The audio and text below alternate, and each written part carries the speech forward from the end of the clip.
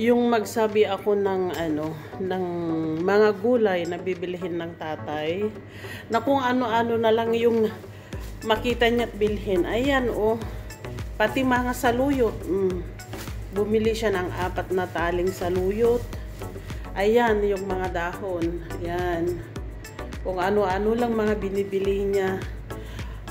Ito, hindi naman nila kinakain masyado to. Tinatapon ko din lang to.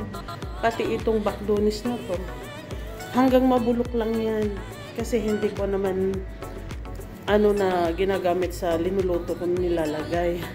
Ayan, mga broccoli. Kung ano-ano na lang binibili. Kahit hindi ko siya sabihin na bumili ng mga to.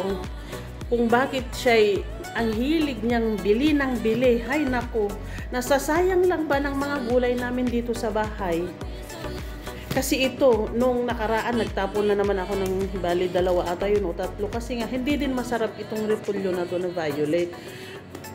Ito pa rin, ito yung the best pa rin na masarap na repolyo. Sa broccoli, yan. Hilig niya talagang mamalingki ng pagkadami-dami. Kahit kabibili lang yan ng luya, bumili na naman siya ng 1 karton. Ayan, mga kamote. Buti ang mga yan. Pipino, mga keros, palagi kung linuluto, ginagawang salada. Ito naman, ang dami pa kami.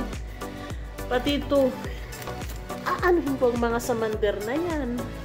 Ayan, 1 buriting sibuyas, bawang, at saka patata. Ay, naku, tatay talaga. Kahit man kunti lang yung pabili ko sa kanyang mga gulay, saan katutak pa rin ang binibili?